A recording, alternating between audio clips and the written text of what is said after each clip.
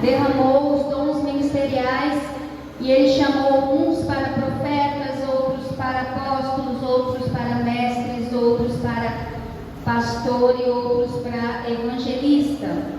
E no dia de hoje a gente vai falar um pouquinho com vocês sobre evangelista e apóstolos. Porém, nós vamos somente dar uma pincelada para a gente falar melhor no domingo. No domingo a gente vai um pouquinho mais profundo, tá? Hoje a gente só vai dar assim um início, uma introdução. Então, para a gente começar, eu quero falar primeiro sobre a grande comissão. Quando Jesus, ele comissionou os discípulos, ele chamou os seus 12 discípulos, né? E depois, mais para frente, ele enviou, ele chamou, ele ensinou e depois ele enviou, né? E também depois dos 12, nós vamos ver na palavra que teve mais 70 e muitos outros que foram enviados ao mundo afora pregando o evangelho, né? E essa grande comissão, ela está em dois tópicos entre a ressurreição e a ascensão. Quando Jesus ficou 40 dias ensinando ainda aos seus discípulos, ele ainda estava enviando, ele ainda estava mostrando o que é que eles tinham que fazer para ganhar almas, para pregar o evangelho. Então, nesse período entre a ascensão, a ressurreição e a ascensão, Jesus ainda instrui os seus discípulos. Eu quero que você abra comigo lá em Mateus 26, verso 32. E a gente vai ler por aqui. Diz assim: mas depois de ressuscitar, irei adiante de vocês para a Galileia. Nessa passagem, Jesus está pessoalmente falando para os seus discípulos, dizendo: eu vou morrer, eu vou ressuscitar, e depois que eu ressuscitar, eu estarei adiante de vocês, esperando vocês na Galileia. Muito legal isso, né? Só que não ficou só nisso. Depois, lá em Mateus 28, verso 7, abre para mim, por favor. Quando Jesus já está ressurreto e as mulheres vão até o túmulo para procurar Jesus, e elas chegam no túmulo e elas encontram o quê? Um anjo. Confunde até mesmo com o jardineiro. E aí o anjo, sabe o que o anjo fala para elas? Vão depressa e digam aos discípulos dele. Dele quem? Jesus. Ele ressuscitou dentre os mortos e está indo adiante de vocês para a Galileia. Lá vocês o verão. Notem que eu já os avisei. A segunda vez que eles estão ouvindo essa palavra. E ainda tem uma terceira vez. Meu Deus. Vamos lá. Mateus 28, verso 7. O próprio Jesus agora, ressurreto, fala para as mulheres: vão depressa e digam aos discípulos. Mateus 28, peraí. 28, 7.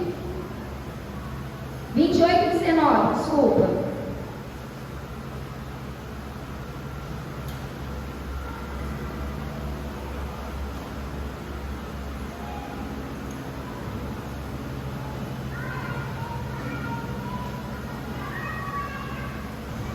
É 28, 7 mesmo. Até o verso 10. Coloque aí para mim. É esse mesmo. Jesus está dizendo às mulheres: vão depressa e digam aos discípulos dele: ele ressuscitou dentre os mortos e está indo adiante de vocês para a Galileia. Lá vocês o verão. Notem que eu já os avisei. Vai. As mulheres saíram depressa do sepulcro, amedrontadas e cheias de alegria, e foram correndo anunciá-los aos discípulos de Jesus. De repente, Jesus as encontrou e disse: Salve! Elas se aproximaram dele, abraçaram-lhe os pés e o adoraram. Então Jesus lhes disse: Não tenham medo, vão dizer aos meus irmãos que se dirijam para a Galileia, lá eles vão me ver. Era isso mesmo que eu queria. Então Jesus fala quando ele está vivo, ele dá uma palavra, ele diz: vocês vão me encontrar na Galileia, em breve, depois que eu morrer. Depois o anjo, quando Jesus está ressurreto, ele fala para as mulheres: vai lá, avisa os discípulos que vão encontrar Jesus na Galileia. E depois o próprio Cristo ressurreto fala para os meus discípulos que eu estou indo e vocês vão me encontrar lá. Para que eles iam encontrar Jesus? Para Jesus dar-lhes as instruções da grande comissão, do que eles iam ter que fazer agora que Jesus ia ser assunto aos céus. Em 3 anos de ministério de Jesus, talvez esse seja o momento da grande cereja do bolo, sabe? Porque eles estavam ouvindo, eles estavam temerosos, Jesus morreu, Jesus ressuscitou, e agora? Em 3 anos, essa agora era a cereja do bolo. Jesus ia encontrar com eles e ia dar instruções para que eles pregassem o Evangelho. E aí nós temos esse texto de Mateus 28, 19, que Jesus diz assim para os seus discípulos. Em 19. Portanto, vão e façam discípulos de todas as nações, batizando-os em nome do Pai, do Filho e do Espírito Santo. Coloca mais um. Ensinando-os a obedecer a tudo o que eu ordenei a vocês, e eu estarei sempre com vocês até o fim dos tempos. Cara, Jesus encontrou eles verdadeiramente na Galileia, como ele prometeu, 3 vezes, falando: vai até a Galileia. Chegou nesse monte, ele disse isso. Sabe o que eu tenho para vocês, discípulos? Sabe por que vocês andaram comigo até agora? Para que vocês ensinem as nações, para que vocês discipulem as nações. Fazendo o quê? Batizando-as em nome do Pai, do Filho e do Espírito Santo. Ou seja, pregando o Evangelho. E isso é só para o evangelista? Isso é só para o apóstolo? Não. Não. É para todos aqueles que Jesus comissionar e salvar. E chamar. A pregação do Evangelho é para todos nós. Porque a gente não prega o Evangelho na igreja. A gente prega o Evangelho com a nossa vida, com o nosso testemunho lá fora. Os que estão aqui, irmãos, estão salvos. Glória a Deus. Mas o que está lá fora é que precisa da nossa pregação. E como eles ouvirão se não há quem pregue? Como eles virão se nós não formos? Então, esse é o primeiro ponto de quando Jesus comissionou aos seus discípulos, né? E a multidão, aqueles que estavam ouvindo. Depois, lá em Atos 1, no verso 8, tem agora a parte de que Jesus, ele tinha já assunto aos céus. E aí ele deixa também essa promessa. Vamos lá. Atos 1, 8. Mas receberão poder quando o Espírito Santo descer sobre vocês, e serão minhas testemunhas em Jerusalém, em toda a Judéia e Samaria e até os confins da terra. Vai. Tendo dito isso, foi elevado às alturas enquanto eles olhavam, e uma nuvem o encobriu da vista deles. eu fico muito empolgada com isso, que Jesus, ele sabia exatamente o que ia acontecer. Ele ia e ele ia derramar. E aqueles discípulos, aquelas pessoas que estavam olhando para o alto, receberiam o quê? Poder. Quando? Na descida do Espírito Santo lá na festa de Pentecostes. E eles seriam o quê? Testemunhas. O que significa testemunha? Significa mártires. Pessoas dispostas a darem as suas vidas pelo Evangelho de Jesus. Ou você acha que ser testemunha é só sair por aí testemunhando? Não. É algo que move a sua vida. Você é testemunha de Jesus. Você agora está morrendo para um monte de coisa para que o nome do Senhor Jesus seja exaltado. Então, aqueles homens eram testemunhas. Então, uma coisa que eu quero dizer, o id e o poder, eles andam juntos e conectados. Você não pode ir se você não tiver poder. Você não pode pregar se você não tiver o poder. Então, se você está recebendo poder, se você está recebendo os 9 dons do Espírito que Deus está derramando sobre a igreja, é para você pegar a sua mochila e pregar. Pregar para quem? Para quem estiver do seu lado, para quem estiver perto de você. Então, poder e o id andam conectados, estão juntos. Você só tem que ir, só ir.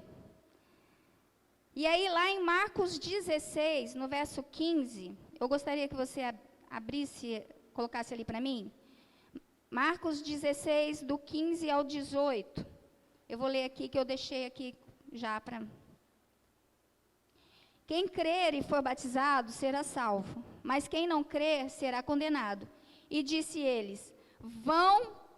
eles, vão pelo mundo todo e preguem o evangelho a todas as pessoas. Estes sinais acompanharão os que crerem. Em meu nome expulsarão demônios, falarão novas línguas, pegarão em serpentes, e se beberem algum veneno mortal, não lhes fará mal nenhum. Imporão as mãos sobre os doentes e estes ficarão curados. Meu Deus, Jesus disse isso para mim e para você. E por que a gente não está impondo as mãos? Por que a gente não está curando? Porque a gente precisa de poder. A gente precisa estar posicionado para que do alto sejamos revestidos de poder, para podermos ir. Aleluia. Fala comigo, CPF. Essa palavra aí fala de que o coração de Deus bate por pessoas. O coração de Deus bate por pessoas. O coração de Deus bate por CPF, por identidade, por indivíduos. E depois, essa chamada do Senhor, ela é quantitativa, é cada pessoa. Vai, ensine a cada pessoa, pregue a cada pessoa. E depois, lá em Mateus 28:19, que a gente já leu, diz: vão e façam discípulos de todas as nações, batizando-as em nome do Pai, do Filho e do Espírito Santo, ensinando-as a obedecer tudo o que lhes ordenei. E isso é o quê? É qualitativo. Fala comigo, CNPJ. O coração de Deus bate por nações.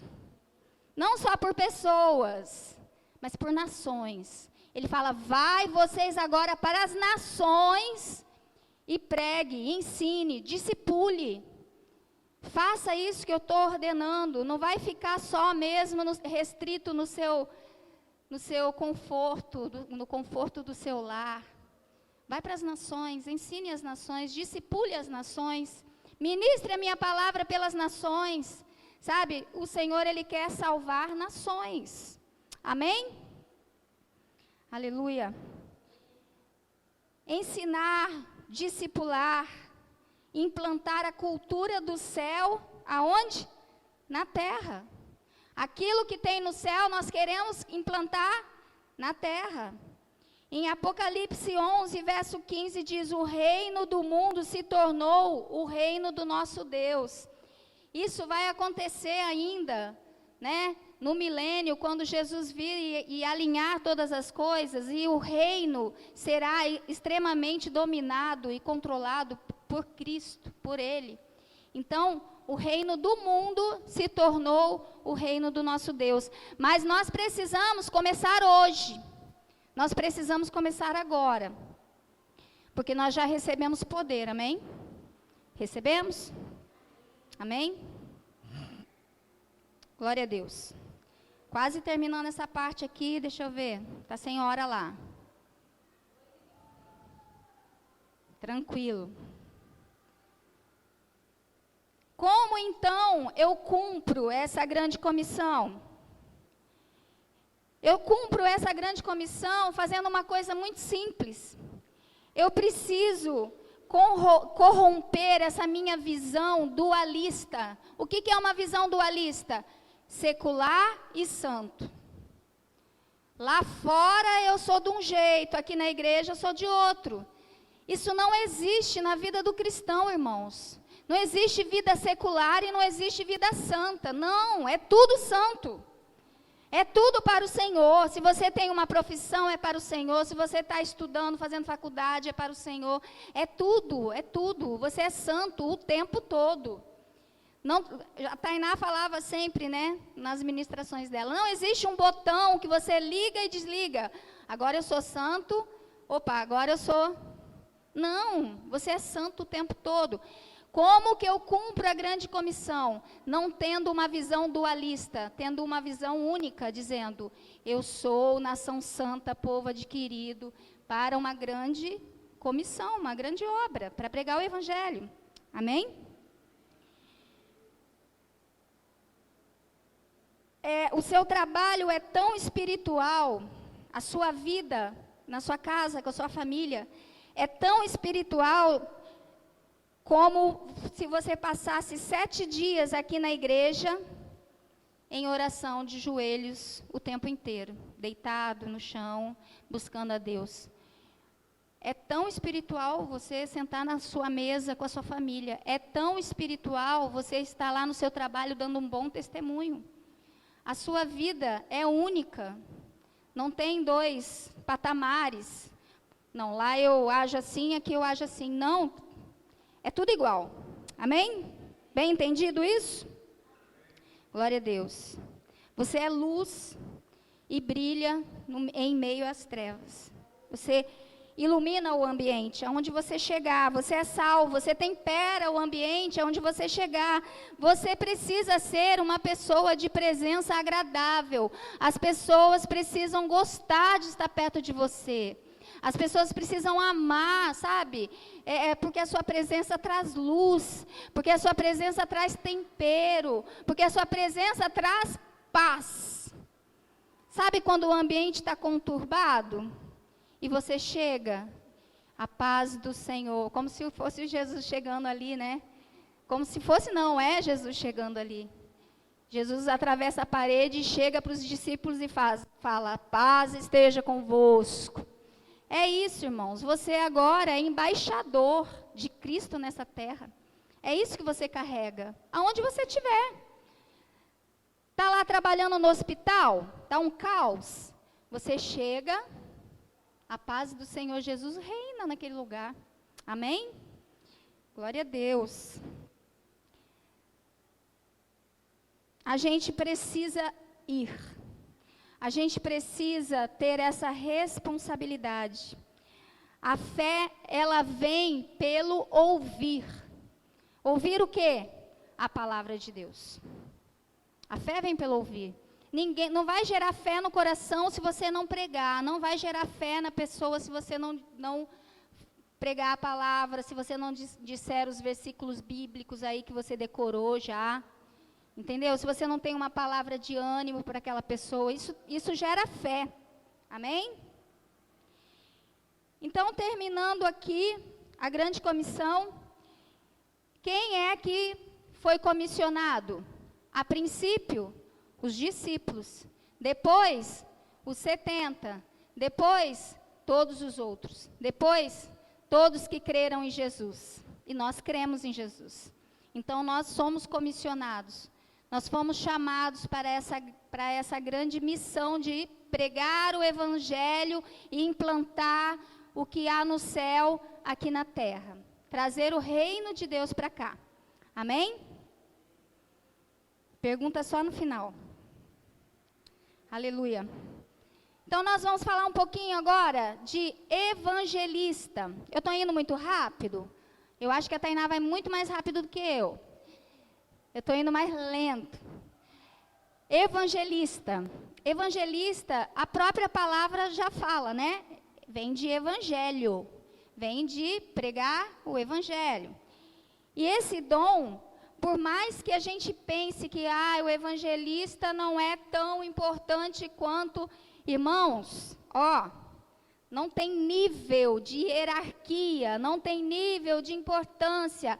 O evangelista é tão importante quanto o pastor. O pastor fica aqui esperando o evangelista ir lá e trazer as almas para ele cuidar. E o evangelista depende do pastor, e o pastor depende do evangelista. É tão lindo isso, não é? É muito lindo. Então, lá em Efésios 4:11, né? Que Jesus, ele traz dons, homens dons, para os 5 ministérios aí que a gente já vem falando. Ele coloca esse evangelista como aquele que proclama as boas novas. Numa linguagem mais teológica, é o querigma, que é a linguagem bíblica e teológica de pregação do evangelho. É o homem que é capacitado por Deus para pregar o evangelho. A quem? A toda criatura, seja aqui na igreja, seja lá na praça, seja lá na China, seja lá no Japão. O evangelista, ele é capacitado a ir a locais aonde eu não vou. O evangelista, ele foi dotado de um dom que ele tem um acesso a pessoas que eu e você muitas vezes não temos. Pessoas que estão em situações, sei lá, às vezes em algum lugar, ele é chamado por Deus para ele ter um acesso a essas pessoas. As pessoas, as ovelhas perdidas, né? Então, ele é também um dom ministerial. Ele é um dom de Deus concedido por Cristo aos homens. Amém? E numa palavra que Jesus deu aos 70, porque quando a gente fala sobre que não existe um nível de importância, que um é mais importante que o outro, uma palavra que Deus deu aos 70, quando eles voltaram, irmãos, eles pregaram o evangelho, e eles voltaram, sabe como? Vamos ver se vocês sabem. Maravilhados. Eles chegaram para Jesus: olha, a gente coloca a mão, os demônios saem, os paralíticos andam, os coxos andam também, saltam, os cegos veem, os surdos ouvem. Meu Deus, eles estavam empolgados com aquilo que Deus estava fazendo através deles. E sabe o que Jesus fala? Queridos, vocês precisam se alegrar porque o nome de vocês está escrito no livro da vida.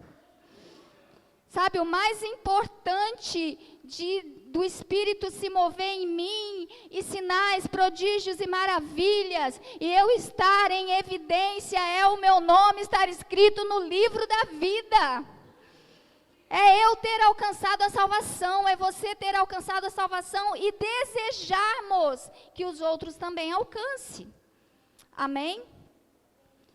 E aí Jesus dá essa cortada neles e eu achei bem legal. Precisava falar isso. Aleluia. O evangelista, ele tem um foco, o coração dele queima, arde, por almas perdidas, pelo pecador.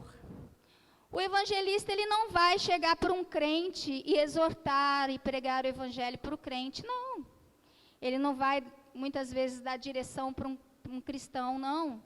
Mas o coração dele tem uma chama que arde pelas vidas que estão caminhando sem rumo, indo para o inferno. Esse é o maior dom, né, que o Senhor derramou sobre a vida do evangelista. Glória a Deus. E ele é uma pessoa também totalmente dotada de conhecimento bíblico. Ele maneja muito bem a palavra da verdade. Ele precisa manejar porque ele vai pregar lá fora. Então ele tem que saber. Ele tem que saber todas, né, as coisas. Amém? Normalmente, geralmente, o ministério de um evangelista é itinerante. Sabe o que é itinerante aí? Alguém? Itinerante é quando ele está conectado a uma igreja local, ele está ligado a uma denominação, a uma igreja, a um ministério, porém, ele faz um trabalho de pregações em outros lugares, em conferências, em cruzadas evangelísticas, que é da nossa época, né, pastor? De palavras assim, para maior, para multidão, né, para gente. Então, o evangelista, ele tem um ministério assim, ele é uma pessoa que, ele não fica muito assim dentro da igreja, a não ser que o evangelista desempenhe um papel provisório de pastor. Enquanto não tem outro pastor, o cara é evangelista, o coração dele queima por almas, por sair, por estar lá fora. Porém, Deus ainda deixa ele trabalhar um pouquinho, cuidando das vidas aí, fazendo o papel de pastor. E isso pode acontecer, tá, irmãos? Isso pode acontecer, é normal acontecer isso. Os evangelistas são aqueles que dizem aos pecadores: venham para Cristo. Venham beber da água, venham ser transformados. Eles são esses caras. Aleluia. E como eu já disse antes aqui, só para encerrar, o ministério dele se completa com o ministério do pastor, né? Como eu disse antes, ele traz as pessoas, e se ele não tiver um pastor para cuidar, essas pessoas às vezes ficam desgarradas. Então, ele traz e o pastor ensina, discipula, cuida, ama, dá água, dá comida, leva para as águas tranquilas, apacenta. Amém? Então, o evangelista é esse cara aí. Agora a gente vai falar rapidamente de apóstolo. E domingo a gente fala só de apóstolo e evangelista, tá bom?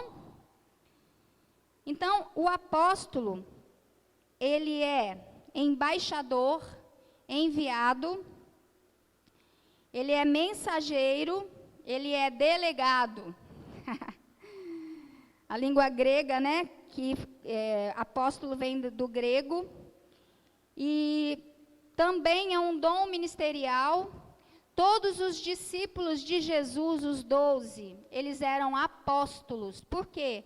Porque eles foram enviados para o quê? Para o mundo, para Jerusalém, Samaria e até os confins da terra. Então, eles eram apóstolos. Eles chegavam em um lugar, eles implantavam uma igreja, a igreja primitiva era assim que acontecia. Eles implantavam uma igreja, depois eles colocavam diáconos, presbíteros, pastores, mestres, e aí depois eles iam para outro local fazer outras coisas. Estão entendido até aí? Eles eram homens dons também.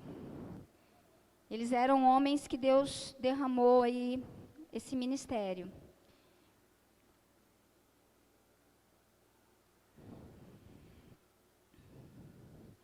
Teve alguns apóstolos, né, que nós vemos na palavra, igual Paulo, Barnabé, nós vemos João, nós vemos todos os discípulos, eles faziam múltiplos papéis. Por quê? Porque estavam no início, né, da igreja, no início da pregação do evangelho. Então, eles faziam vários papéis, eles fluíam em muitas coisas, em muitas funções. Então, Paulo colocava Barnabé, às vezes, na frente de uma igreja, aí depois vinha Tito, Timóteo, e ele enviava como pastor, e aí ele mudava. Então, o apóstolo, ele tem essa facilidade de se mover em vários ministérios. Ele faz várias funções. Ele pode fazer a função de um pastor numa época, depois de um profeta, depois de um apóstolo, mas ele não é mais importante do que nenhum, porque ele foi chamado para algo, para implantar igrejas, para implantar o reino de Deus aqui nessa terra. Amém? Tiago, irmão de Jesus, por exemplo, também recebeu essa qualificação de apóstolo. Pedro, né? Tinha esquecido de Pedro. Pedro é o apóstolo que Jesus disse, teu nome é Pedro, e através dessa pedra edificarei a minha igreja, lasca de pedra, né? E a igreja primitiva começou a partir de Pedro. A missão dos apóstolos é evangelizar e proclamar também boas novas, e separar e ungir pessoas, homens, levantar ministérios, né? Então, o apóstolo, ele é enviado por Deus, assim como Jesus era um apóstolo, Jesus era o apóstolo. Ele foi o enviado. Então, maior apóstolo do que esse não podia ter. Ele era o embaixador de Deus aqui na terra. E quando o Senhor ele envia um apóstolo, assim como ele fez com Paulo, por exemplo, Paulo chegava numa cidade diferente e estranha, ele falava, eu sou o embaixador de Cristo aqui. E ali ele instituía o reino de Deus. Aquilo que estava no céu, ele instituía ali na terra. E ele saía curando, ele saía ministrando, ele saía implantando. Então, é mais ou menos isso que o apóstolo faz. E uma coisa importante que eu esqueci de falar, e eu vou falar para não ser muito cansativo. O evangelista, ele tem um diferencial, tá? Ele flui, maneja bem a palavra, como eu disse, mas os sinais seguirão aos que creem. Então, quando o evangelista ele vai pregar o evangelho, o Senhor derrama sobre ele sinais, prodígios e maravilhas, porque as pessoas precisam ser tocadas por aquilo que elas veem acontecer. Então, o evangelista, ele é um homem dotado de dons, de sinais, prodígios e maravilhas. Ele flui nessa área aí. E o apóstolo também. O apóstolo também tem, assim, é derramado sobre ele praticamente aí os 9 dons para ele fluir bem, para ele ter capacidade, para ele ter visão do Senhor para instituir os ministérios e levantar a igreja de Deus. Aleluia. Então, o apóstolo, ele é um homem polivalente, tá? Como eu disse, ele flui em várias esferas aí, né?